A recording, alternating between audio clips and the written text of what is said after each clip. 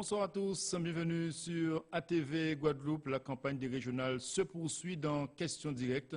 Notre invité ce soir, Bernard Bani. Bonsoir. Bonsoir M. Planté, bonsoir à tous les téléspectateurs d'ATV. Oui, vous représentez la liste alternative populaire et citoyenne conduite par Alain Plaisir.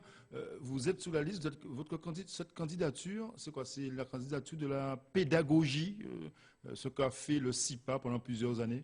Ah oui, c'est d'abord cela. En effet, le CIPA a été créé à la fin de 2009 et donc nous avons participé aux élections régionales de 2010. Oui. Et depuis, nous essayons d'avancer, de faire avancer la Guadeloupe dans tous les domaines. Et nous avons publié, Alain Plaisir a publié plusieurs textes, et nous avons fait plusieurs propositions, n'est-ce pas, qui n'ont pas forcément encore été retenues, mais nous pensons que ça va venir. Et nous sommes donc sur le terrain tous les jours. Effectivement, beaucoup d'écrits du CIPA, du président du CIPA, dans beaucoup de domaines, notamment concernant l'économie. Aujourd'hui, c'est de quoi? C'est de fédérer, c'est de capitaliser cette communication, cette pédagogie pendant plusieurs années, capitaliser en termes de résultats? Oui, exactement. Parce que M. Plaisir a, par exemple, écrit les fonds européens. Oui. Il a écrit les fonds européens, la Guadeloupe et les fonds européens. Il a écrit sur la ZE. Il a écrit donc, plusieurs ouvrages pour expliquer effectivement l'octroi de mer et tout ça. Donc, nous nous basons sur ces documents-là essentiellement de manière à conduire notre politique. Et notre politique, dans cette politique-là, bien sûr, il y a des choix, notamment pour le développement économique de la Guadeloupe. Et cette politique régionale doit prendre quelle orientation selon vous? Mais l'orientation, elle est claire. C'est d'abord nourrir le peuple. Parce qu'on ne peut pas conduire une politique économique sans penser à l'agriculture. Nous avons un certain nombre de domaines primordiaux. Il y a l'agriculture. Nous allons également développer tout ce qui concerne la mer. Vous savez, par exemple, la mer. On dirait que personne n'avait jamais entendu parler de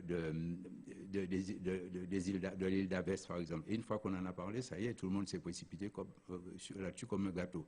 Alors, cette île d'Avès, qui est à 370 km d'ici, c'est une île qui, normalement, appartient à la Guadeloupe, pardon, 210 km d'ici, appartient normalement à la Guadeloupe. Oui. Et pour l'instant, c'est au Venezuela. Oui, pour l'instant, c'est au Venezuela, et cela ne nous plaît pas du tout. C'est bien pour cela que nous avons écrit au président de la République, écrit au ministre des Affaires étrangères, de telle manière que cette île-là... Pour l'instant, vous n'avez pas de réponse. Oui, on a une réponse qui est un petit peu embarrassante du côté du ministère. Mais enfin, nous espérons que cela va progresser, parce que c'est quelque chose quand même qui permettra à nos pêcheurs de se développer, oui, de développer leur pêche, puisque nous aurons plusieurs milliers de kilomètres carrés. Maintenant, nous en avons 90 000. Mais après, ça va encore se développer et ce sera quand même à l'avantage de nos pêcheurs. En tant que, sous la politique régionale, précisément, Bernard Bani, quelles seront les priorités, vos priorités du CIPA, la priorité des priorités selon vous? Mais la priorité des priorités, c'est d'abord de faire en sorte que tout le monde puisse s'exprimer. Que tout le monde puisse s'exprimer, que tout le monde puisse participer au choix que va faire le CIPA, que va faire la région lorsque nous y serons. C'est par conséquent faire en sorte que soit développée une démocratie participative. Par exemple, lorsqu'il s'agira de choisir la politique budgétaire, nous allons interroger la population, parce qu'il y a une possibilité... Bien sûr, vous interrogez les Guadeloupéens, d'accord, mais ce sont les élus qui votent à la fin. Oui, bien sûr. Mais enfin, nous espérons pouvoir convaincre de ce que nous allons dire. Vous savez qu'il y a tellement de choses à faire dans ce pays. Je disais dans le domaine de l'agriculture, dans le domaine de l'industrie alimentaire par exemple.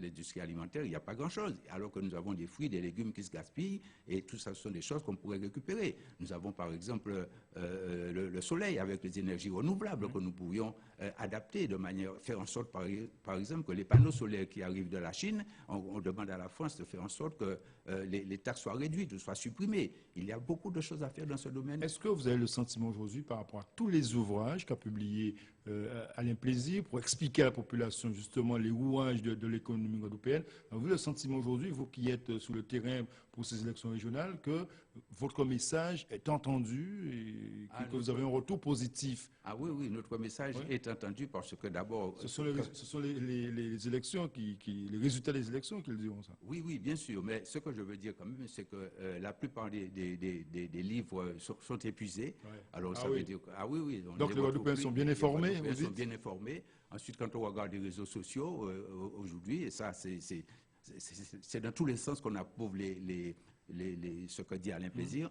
Donc, je pense que nous sommes bien placés dans ces élections et que nous allons faire un bon score, que nous allons pouvoir entrer enfin à la région cette fois-ci. Et vous, l'ancien enseignant, vous êtes à la retraite de l'enseignement, vous comptez aussi à porter des idées dans ce domaine ou pas? Ah, bien sûr. Vous savez que quand on interroge un enseignant, il pense d'abord à la pédagogie. Oui. Et la pédagogie, nous le faisons dans tous les domaines. Quand nous expliquons, par exemple, que pour essayer d'éviter qu'il n'y ait trop de morts sur les routes, il faut commencer par, non pas incriminer forcément les automobilistes, mais commencer à penser, oui, les éduquer, mais penser également à jeter un coup d'œil sérieux sur les routes, parce qu'il y a des routes qui sont mortifères ici, des qui sont... Alors, non, il faut commencer. Donc, c'est la pédagogie. Dans tous les domaines, on avancera pas à pas, tranquillement, et on arrivera à convaincre les Guadeloupéens de nous suivre dans les domaines essentiels de la vie économique de ce pays. L'objectif, Bernard Bani, pour cette liste alternative populaire et citoyenne, c'est déjà de faire mieux en termes de résultats qu'en 2010?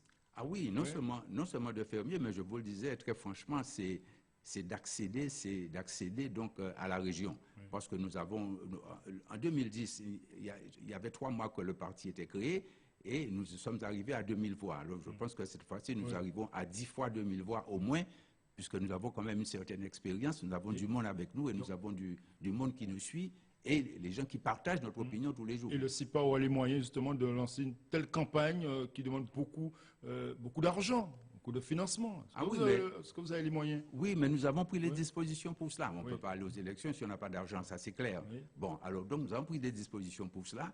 Nous avons un mandataire financier, nous avons toute une organisation qui est mise en place, nous avons nos listes de souscription parce que nous ne sommes pas aussi riches que certains partis. Vous êtes organisés? Nous sommes organisés absolument pour aller au combat et pour gagner ce combat-là. Merci Bernard Bani d'être venu ce soir dans Questions Directes. On se retrouve demain pour le dernier invité de la semaine. Ce sera Stéphane Viennet du Fonds National. Bonne soirée sur ATV. À demain.